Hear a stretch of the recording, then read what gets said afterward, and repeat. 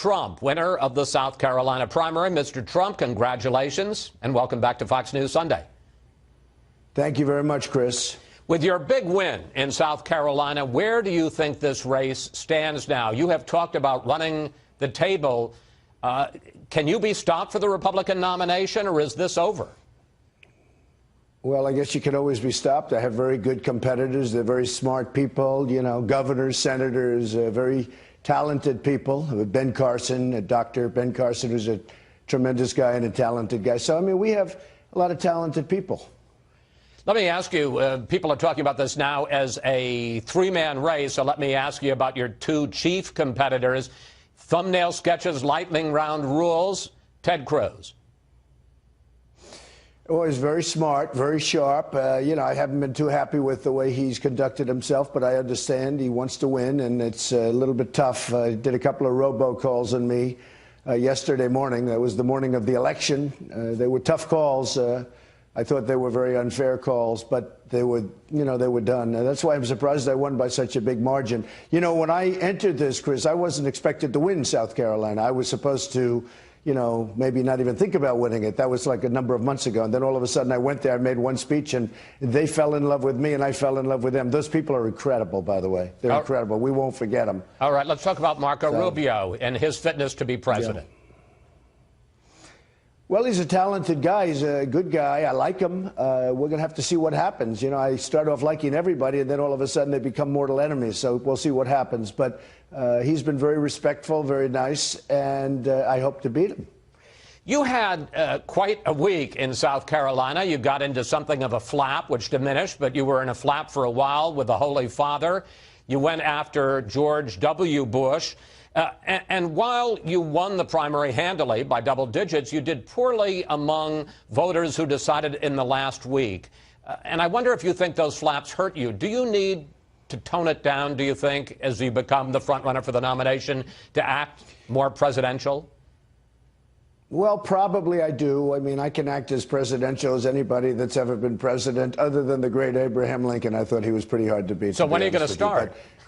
I can act, well, pretty soon. But, you know, don't forget, we started off with 17 people. I've been hit from, you know, 97 different angles. And now we're down to, I guess, 5. And we'll see what happens. But I think, yeah, I think I'll be very presidential at the appropriate time. Right now, I'm fighting for my life. I was fighting against a tremendous amount of very talented, very tough people. And I didn't really have time to think about it. I mean, I had to be tough, and I had to be smart, and I had to be sharp, and that's okay, too. You took some strong positions this last week that you later had to walk back, and I'd like to explore a couple of them. First, you said that President Bush 43 lied us into war in Iraq and took that back. Here it is. They lied. Okay. They said there were weapons of mass destruction. There were none. You would not say again that George W. Bush lied? I don't know. I can't tell you. I mean, I'd have to look at some documents. And here you are on whether or not you support the Obamacare mandate that all individuals must have health insurance. Here that is. Well, I like the mandate. Okay, so here's where I'm a little bit different. I don't want people dying on the streets. I'm the most conservative person in the world with getting rid of Obamacare. Mr. Trump, question. Do you support the individual mandate in Obamacare or not? Right. Let me explain to you. First of all, I don't want mandates for anything. I want people to get, but I don't want people dying in the streets. And I was actually talking over Anderson Cooper, who I thought it was a great interview, and he's a great interviewer. But I was talking over him. He was talking at the same time. He mentioned the word mandate, and I was talking about something else, to be honest with you. It doesn't matter. It's not a very complicated situation. But wait, you said I like the mandate.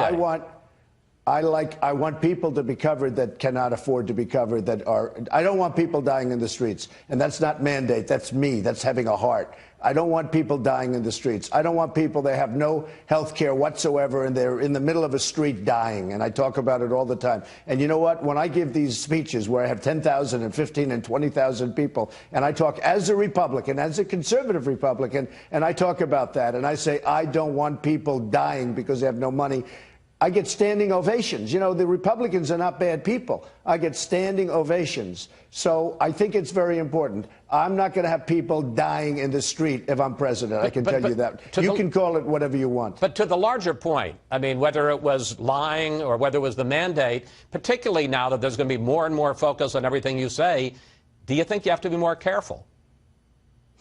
Well, you know, that was a case where Anderson, and I don't blame him at all, but we were talking at the same time. In the case of the war in Iraq was a disaster. And by the way, I was against it at the beginning, and Joe Scarborough can show you that because fortunately he found a clip. But the fact that I said they had a successful military operation, maybe it might have been successful as an opening operation, but I was opposed to the war. The war in Iraq was a disaster, okay? It may have been the worst decision ever made by our country, okay? That's how bad it was. But, sir, respectfully, I mean, that wasn't the issue. The issue was whether or not we were lied into war. I don't necessarily even want to read. Well, right now, that's for other people to determine. I don't say yes or no. I'm not saying yes or no. I'm saying let somebody else determine it. I can just tell you the war in Iraq cost us $2 trillion, thousands of lives. We got absolutely nothing. We have wounded warriors who I love all over the place. We got absolutely nothing out of it, Chris. And now Iran is taking over Iraq. We handed it to them on a silver platter.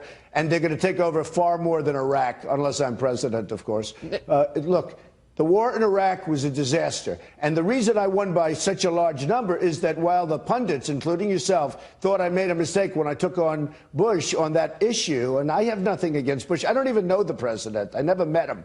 But when I took on Bush on that issue, I never felt it was a bad thing to do because people that are smart know that the war in Iraq was a disaster. And even Jeb Bush in the end admitted that the war in Iraq was not a good thing.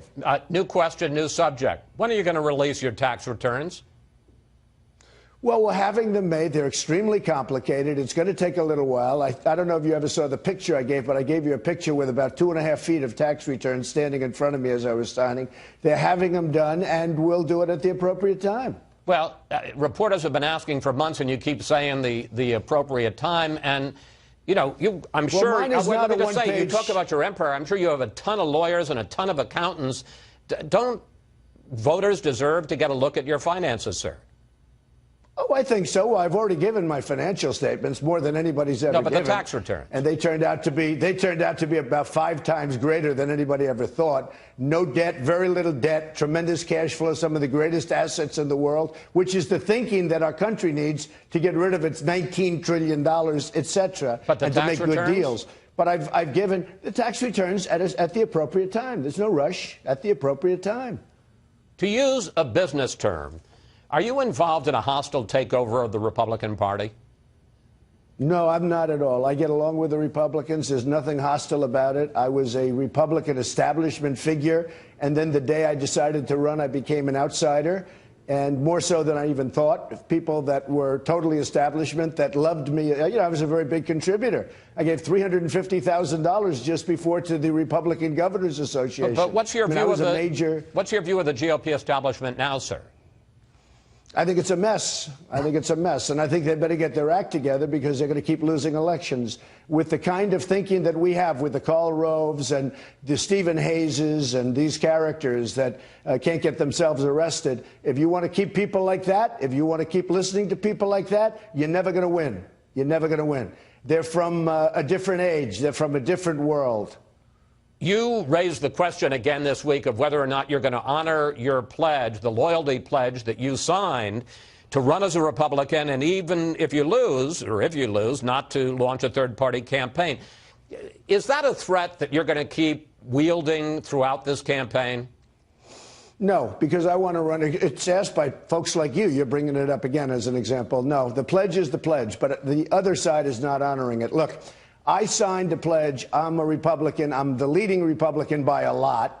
And that's where I want to be. I don't want to run as an independent. I'm not going to be doing that. I think it's highly, highly unlikely.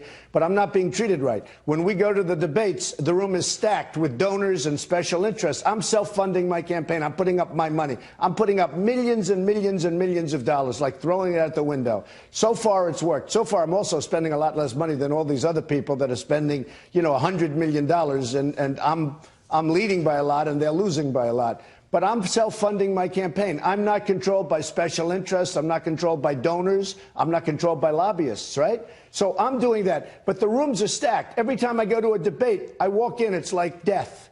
And when other people, I won't mention names, but when other people speak, they say something stupid and they get standing ovations. It's very unfair what the RNC is doing. They're stacking the room. And that's unfair, with donors and special interests and lobbyists, and that's unfair. Are we going to see you at the Fox debate on March 3rd? Yes, I expect to be there, sure. Well, I look forward to seeing you, sir. Mr. Trump, thank you. Thanks for your time today. Safe travels on the campaign trail, sir. Thank you very much. Up next, we'll speak.